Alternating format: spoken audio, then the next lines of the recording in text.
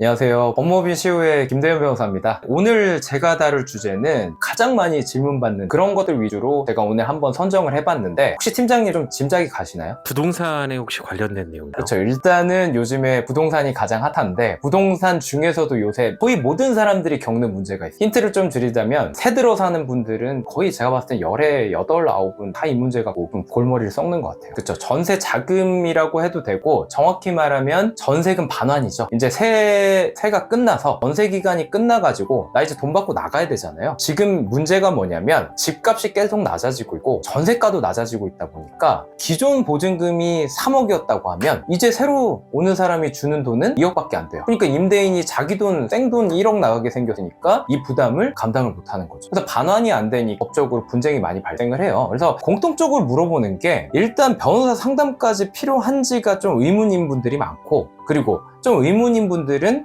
기계적으로 하시는 것들이 있어요. 내용 증명이나 지급명령 신청, 임차권 등기죠. 이 중에서 3개의 주제 다 어느 정도 좀 다뤄볼 예정이 있긴 한데, 보통은 임차권 등기 가지고 많이들 고민을 하시고 크게 간과하는 점이 하나씩 있거든요. 그래서 그 점을 제가 이번 영상에서 좀 다뤄보려고 해요. 결론부터 좀 말씀을 드리자면 이런 거예요. 만약에 지금 보증을 못 받았어. 근데 내가 이사 무조건 가야 돼요. 다음 주까지 꼭 가야 돼. 그런다고 하면 그냥 생각하시는 대로 임차권 등기 하고 나가시면 돼요. 근데 내가 그게 아니야. 나 당장 갈 이유는 없고, 다만 임대인이 안 돌려주니까 화가 나서 뭐라도 내가 조치해놓고 이 사람 괴롭히고 나가고 싶어. 이런 생각으로 임차권 등기 생각하고 계신다면 일단 유보해야 돼요. 그 이유를 이제부터 좀 자세히 설명을 드리려고 해요. 자, 일단 1단계 내용증명 보내는 단계인데, 이거 왜 하는지는 제가 좀 짚어드려야 혼자 내용증명 쓰시더라도 그 안에 어떤 내용을 써야 되는지 좀 감이 오실 것 같아요. 내용증명에는요, 당연히 사람이 처한 상황마다 여러 가지 내용 들어갈 수 있는데 무조건 이 내용은 들어가야 돼요. 일단 내가 우리 전세기간 언제 끝낼 건가, 예정대로 나갈 건가, 아니면 그 전에 나갈 건지, 아니면 그 뒤에 몇 개월 좀 더 살고 싶은 건지, 이걸 확실히 정해놔야 돼요. 정해놓고 그 다음에 나 이때 전세기간 끝나니까 보증금 무조건 돌려줘라, 이 의사가 무조건 들어가야겠죠. 여기에 이제 변호사 도움이 필요한 부분이 이거예요. 내가 전세기간 끝내고 싶다고 해서 법적으로 그게 허용이 안 될 수가 있잖아요. 예를 들면 묵시적 갱신이라든지 뭐 여러 가지 이슈가 있겠죠. 그런 걸 고려해서 객관적으로 맞는 내용을 쓰고 싶다고 하면 이제 변호사님 도움을 받는 거고, 아니다, 나는 그런 내용 별로 안 중요하고 나 이미 법 좀 안다, 나 법 잘 알이다 하면은 굳이 변호사 비용 안 쓰셔도 되는 거죠. 그래서 내용증명은 그런 거 별로 구애 안 받으셔도 되는 거예요. 제가 알기로 팀장님이 예전에 내용증명 한번 보내셨다가 힘들었을 때 있지 않았어요? 네, 힘든 적 있었습니다. 네, 한번 그때 제일 고민됐던 내용이 뭐였어요? 제가 네. 집 주인한테 내용 증명을 보냈는데 고의적으로 내용 증명서를 받지를 않았어요. 그러니까 주소는 아는데 분명히 내가 맞는 주소를 보냈는데 안 받았다는 거죠? 네, 그래서 그런 경우 내용 증명이 네. 다시 반송돼서 저한테 3차례나 돌아왔습니다. 3번이나? 네.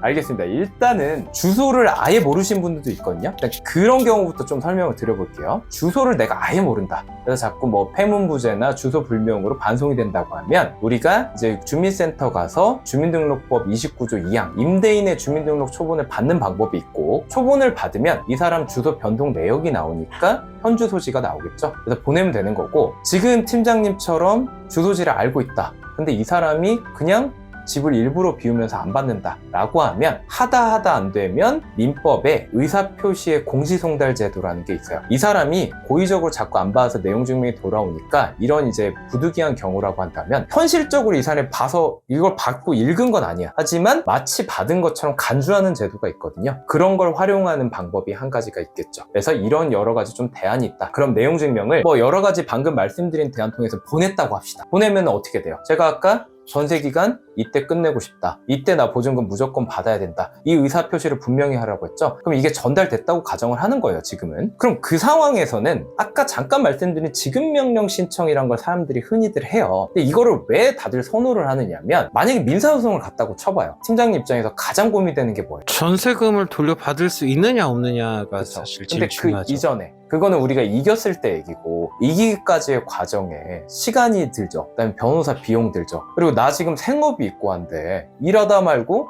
재판 몇 번씩 나가야 되죠. 또 되게 두렵고 떨리는 일이잖아요.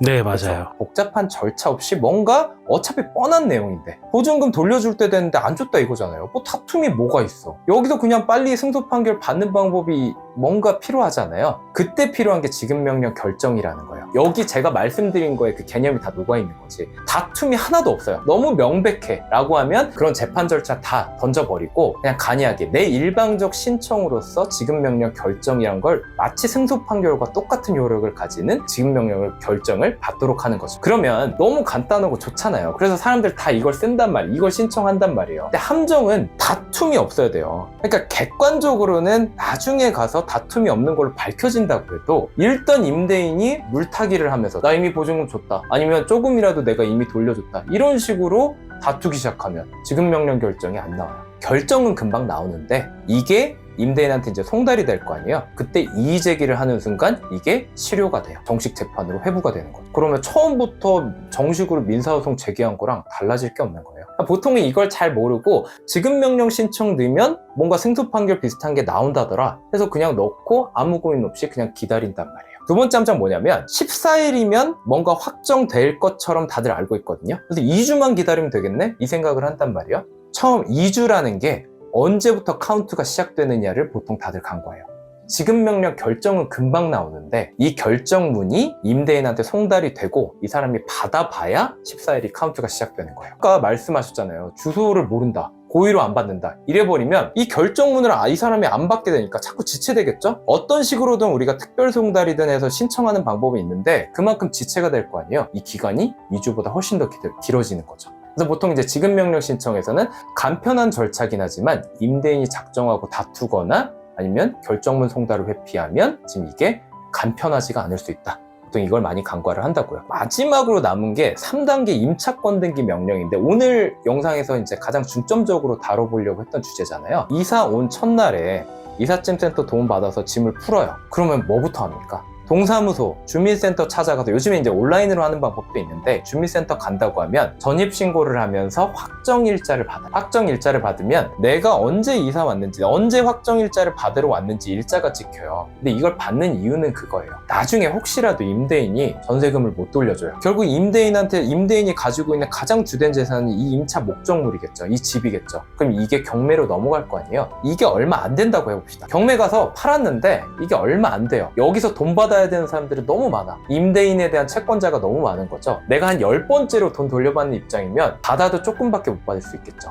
그래서 최대한 우선적인 순위를 확보하려고 최대한 빨리 이사 오자마자 전입신고를 하고 확정일자를 받는 거예요. 나보다 확정일자보다 먼저 뭔가 저당권 설정하든지 뭐 이런 걸 해둔 사람이면 나보다 선순위 인정하는데 나보다 뒤에 온 놈들은 나보다 늦게 받아가는 거죠. 우선 변제권이란 걸 확보해 두려고 우리가 전입신고를 하고 확정일자 받는 거란 말이에요. 우리가 이제 실제로 전세기간이 끝났어요. 이사를 가야 되는데 보증금을 안 준단 말이에요. 그때 문제가 이거죠. 이사는 무조건 가야 되는데 보증금을 못 받아. 그럼 울며 겨자 먹기로 일단 못 받은 상태에서 이사는 가야겠죠? 그쵸? 뭐 신혼집을 찾았던 뭐 직장을 옮겼던 간에 가야 돼. 가면 우리가 또 거기 가서 뭐 해야 될까요? 거기 주민센터를 찾아가서 전입신고를 새로 하고 확정일자 새로 받겠죠. 내가 기존 집을 비우고 여기 주민등록이 돼 있었는데 그걸 저쪽 동네로 옮겨버리잖아요. 그럼 여기 주민등록이 풀려버리죠. 이 주민등록이 있어야 기존 집에 대한 우선 변제권이 유지가 되는데 내가 이사 가는 순간 이게 풀려버리니까 아직 보증금 못 받았죠? 이 집이 나중에 경매로 넘어간다는들 내가 우선순위로 돈을 못 돌려받는 거예요. 그러니까 이게 진퇴양난에 빠지는 거지. 아니 이사는 가야 되는데 그렇다고 보증금 받자고 여기 눌러 앉자니 내가 진짜 뭐 신혼집이든 뭐든 꼭 가야 되는데 이사를 못 가게 되고 이 딜레마에 빠지니까 우리 법이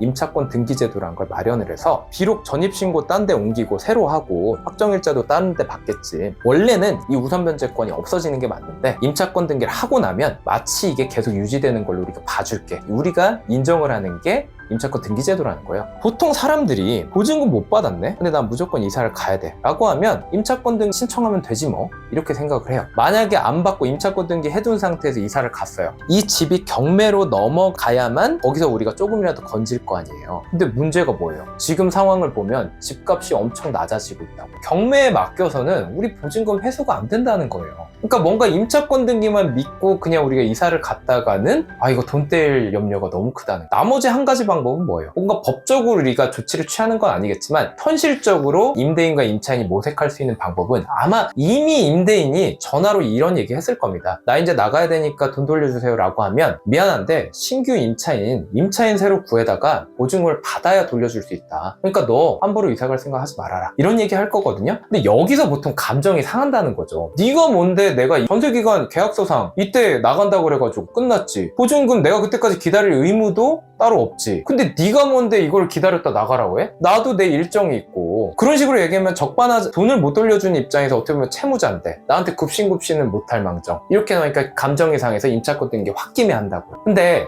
잘 들어보면 이런 거예요. 아까 분명히 임차권 등기는 확실한 방안, 모두 전액 돌려받을 수 있는 확실한 방안 아니라고 말씀드렸죠. 그럼 현실적인 방안은 뭐예요? 사실 임대인이 말한 그대로거든요. 신규 임차인이 최대한 제값에 내 보증금이 3억이었다고 한다면 최대한 3억에 유사한 금액을 가지고 바리바리 싸들고 들어와 줘야 집주인이 그 돈 받고 나한테 돌려줄 수 있다고요. 경매 가봤자 어차피 이 집값은 여러분 보증금 돌려줄 수 있을 만큼 그 정도 값어치가 안 나와요. 그럼 최대한 신규 임차인을 잘 구해야 되는데 임차권 등기의 함정은 이런 거죠. 임차권 등기라는 건 이 부동산에 그냥 대자보 하나 딱 붙여주는 거예요. 어떻게 붙냐면 임차권 등기 나 이거 했습니다. 나 이 정도의 보증금 지금 받을 게 있습니다. 우선 변제권이 있습니다. 붙여놓고 나가는 거예요. 지금 제 설명을 쭉 들어보면 어때요? 임차권 등기를 했다는 건 임대인이 돈 없어서 나한테 배째라는 식으로 들어누웠기 때문에 지금 돈을 못 돌려주고 있다는 거죠. 이렇게 임차권 등기된 부동산에 누가 들어오겠냐는 거예요. 그러니까 이걸 얄밉긴 해요. 임대인이 내가 신규 임차인 구할 때까지 너 꼼짝 말고 기다려 라고 하면 왠지 그냥 바로 임차권 등기해서 혼내주고 싶은데 뭔가 낙인 찍고 싶은데 그렇게 부동산에 낙인을 찍었다가는 새로운 임차인 아무도 안 들어온다. 그럼 현실적으로 내가 돈 빨리 돌려받을 수 있는 유일한 방안을 내가 스스로 걷어차는 셈이 돼버려요.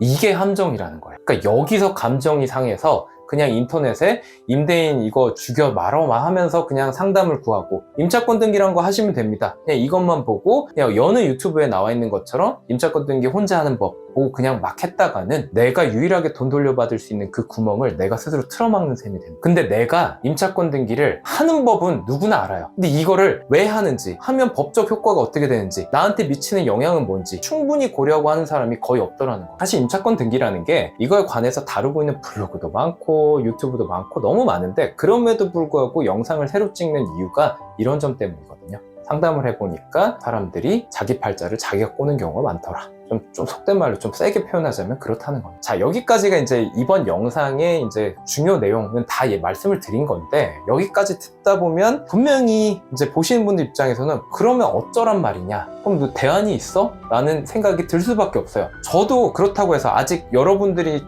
처한 개별적인 상황을 다 검토하지 못한 상황에서 이렇게 하면 무조건 돌려받는다 이렇게 말씀드리기는 어려워요. 근데 이게 왜 그러냐면 지금 이게 사회 구조적인 문제거든요. 금리가 오르고 지금껏 사람들은 집값이 다 오를 거라는 기대하에 막 마구잡이로 투자를 해뒀고 자기 현금 하나도 없이 이렇게 하다 보니까 구조적인 문제가 현실화돼서 전세 왕이니 빌라 왕이니 해가지고 지금 난리가 났잖아요. 이 구조적인 문제를 개인적인 차원에서 뭔가 간단히 해결하려다 보니까 지금 뭔가 이게 안 맞는 거예요. 어느 정도 한계는 가지는 상태에서 우리가 만약에 자기가 딱 상황을 냉정하게 좀 파악을 해봤을 때 이렇게 간단한 방법 몇 개 가지고는 해결이 안 되겠다 싶으면 법률 전문가의 도움을 좀 받을 필요가 있다는 거죠. 여러분들이 처한 상황을 제가 모르니까 함부로 말씀드릴 수는 없지만 보통은 뭐 이런 식이죠. 지금 우리가 그 임차 목적물, 즉 이 기존 집이 경매로 넘어갔을 때 여기서 이제 돈 나오는 거 아니면 다른 방법이 없다는 전제에 자꾸 경매만 얘기하는데 그 이제 저한테 상담을 오시면은 저 같은 경우는 혹시 뭐 임대인이 다른 재산이 있는지 좀 이제 우회적으로 파악하는 방법이 있을 거 아니에요. 그런 걸 보고 그 재산에 대해서 뭐 가압류를 한다든지 뭐 그걸 통해서 여기다가 빨리 집행을 한다든지 이런 방법을 좀 모색하는 편이고, 그다음 두 번째는 아까 말씀드린 전세왕 빌라왕처럼 처음부터 전세금 돌려줄 생각도 없이 이 집을 빌려줬다라고 한다면 형사 고소하는 방안도 좀 적극적으로 모색을 하는 편이고요. 그런 정황이 있다면. 그리고 여기부터는 조금 이제 우회적인 방안이 있긴 한데 뭐 계약 당시에 혹시 중개인의 과실은 없었는지 이런 점도 저는 좀 종합적으로 검토를 하는 편이에요. 어디까지나 사람마다 처한 상황이 다르기 때문에 이거는 일률적으로 제가 뭐라고 말씀드리기는 어려워요. 하지만 이 영상의 결론은 여러분들 이제 간단한 방법을 찾으면 마음이 좀 놓이잖아요, 사람이. 되게 뭔가 임대인이 돈 안 주려고 하고 언성 높이고 하다 보면 이거 되게 복잡한 문제였다가 싶다가도 막상 이런 간단한 방법이 있네 하면서 마음이 놓이고 되게 뭔가 문제가 내가 괜한 걱정했겠거니 하면서 이거대로만 하면 되겠거니 생각을 하게 되고, 그리고 사람이 간단한 길이 쉬운 길이 있고 복잡한 길이 있으면 쉬운 길로 가고 싶은 그 마음이 들기 마련이거든요. 그래서 더 어렵게 생각 안 하고 싶어 해요.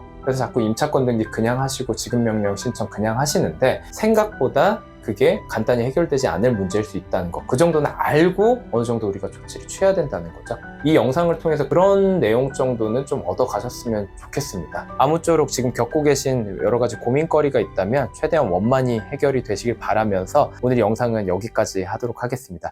감사합니다.